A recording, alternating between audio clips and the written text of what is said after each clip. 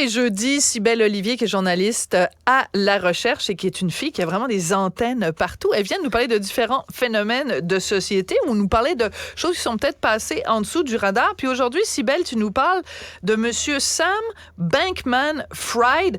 Moi, quand je vois le mot bank et Fried, je me dis c'est peut-être quelqu'un qui a eu des problèmes financiers avec sa banque. Ben ça fait pas partie de ce qu'Antoine aime. C'est pas ça, les aptonymes. Les aptonymes, c'est quand ton nom ouais. est trop bien avec Monsieur ton Plouf, métier. qui est vendeur de piscine. Voilà, ouais. Moi, c'est Madame Courte-Cuisse à la télévision qui fait des cours de yoga. Vraiment, c'est mon préféré.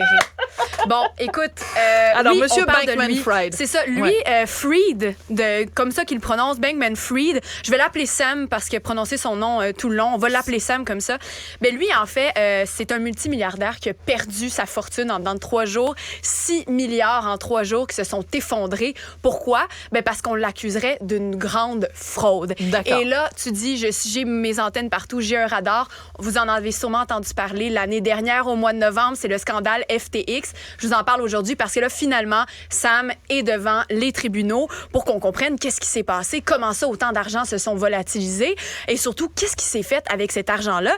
Et c'est vraiment une grande histoire parce qu'on dit que ça pourrait être rien de moins que l'une des plus grandes fraudes financières des États-Unis. Ça, c'est pas rien. On parle de détournement de 10 milliards. Et s'il est condamné, ben, il pourrait être, il y a 31 ans présentement, ben, il pourrait accumuler une peine de 115 ans en prison. C'est énorme. Ça veut dire qu'il va sortir de prison à 146 ans. Ben, il va être ridé sur un moyen temps. Ben, pas mal. Puis en plus, je voulais faire une comparaison avec ce qu'on connaît ici. Vincent Lacroix, qui est un de nos grands fraudeurs, lui Bien qui sûr.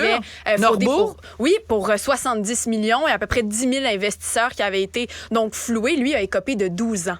Donc, les États-Unis, avec 115 ans potentiel d'emprisonnement, ben, ils niaisent pas avec les fraudes financières, surtout pas quand ça touche les crypto-monnaies, Sophie. Donc, lui, il est en procès, puis je voulais prendre quelques minutes pour vous rappeler ce qui s'est passé avec lui. Donc, c'est tout un personnage, Sam Bankman-Fried, le stéréotype du geek. À la base, si vous avez pas son visage en tête, imaginez-vous le stéréotype, ben, c'est pas mal lui. Un homme nonchalant, tout le temps en semi-sourire, il est discret, il est membre d'une société d'altruistes aux États-Unis. Lui, il veut faire le bien. C'est un milliardaire gentil. Ouais. Oui, c'est ça. Et tout son argent va servir aux autres. Mais par contre, c'est un génie quand même. Il a été diplômé du MIT. Il vient d'une grande famille d'avocats. Et à un moment, il comprend qu'il peut faire beaucoup d'argent avec la crypto-monnaie. Il est capable de faire jusqu'à 25 millions par jour. Et il va utiliser cet argent-là, quand il était un peu plus jeune, pour créer 2 entreprises. La première, qui est importante dans l'histoire, ben, les deux sont importantes, mais la première, c'est Alameda Research, qui est un fonds d'investissement. Et là, il va réunir des grands noms. Il y a BlackRock qui va investir en lui. Et finalement, avec tout cet argent-là, il va fonder l'autre entreprise qu'on connaît, qui est populaire, ben, c'est FTX, qui est une plateforme qui permet aux gens d'acheter puis de revendre de la crypto-monnaie. Et c'est elle qui a fait parler d'elle beaucoup. Donc, à partir de ce moment-là, on l'a mis sur un piédestal. Puis c'est l'expression anglaise Golden Boy qui sort à ce moment-là. Là, on commence à le voir avec un peu tout le monde, avec Jeff Bezos, avec Leonardo DiCaprio, avec des chanteurs.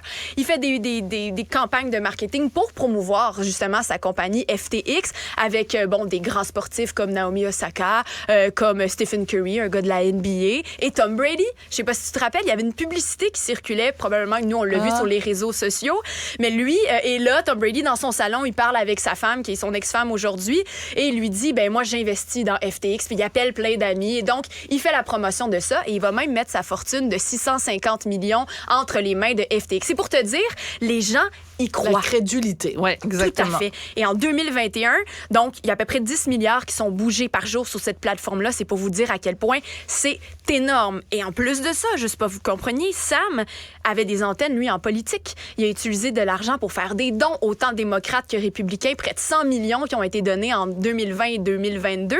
Alors, lui se plaçait exactement au bon endroit. Et à la fin 2021, ben, sa fortune personnelle approchait les 26 milliards. Mais est-ce que c'était une fortune réelle ou c'était en crypto-monnaie, donc en argent potentiel? Oui, c'est une fortune réelle parce qu'il y a toutes sortes de manières de faire de l'argent. Donc, alors, la raison qu'on se pose, c'est pourquoi il se retrouve devant les tribunaux. C'est quoi la partie de tout ça qui est la partie croche? Ben c'est ça. En fait, c'est dans une période de 10 jours entre le 2 et le 12 novembre que là, sa lune de miel s'est effondrée parce que c'est de la vraie argent. Lui, il fait de l'argent. C'est les personnes qui participent en font. Mais là, ce qui se passe, c'est qu'il va y avoir deux vagues massives de retrait d'argent sur sa plateforme de crypto-monnaie crypto-monnaie. Les gens commencent à avoir peur parce qu'il y a des documents qui sortent et qui montrent en fait que ces deux compagnies à lui, ils ont des liens un petit peu bizarres. Finalement, peut-être qu'une des compagnies serait pas aussi rentable que ce qu'on dirait qui est basé sur de la crypto-monnaie. Bref, les gens ont peur. Ce qui se passe, c'est qu'il y a 2 retraits massifs. 6 milliards sont partis en 3 jours. Et là, les gens continuent à vouloir reprendre de leur argent. Mais là, ce qu'on se comprend, c'est que l'argent, elle n'est plus dans la plateforme. Il n'est plus, oui, c'est ça.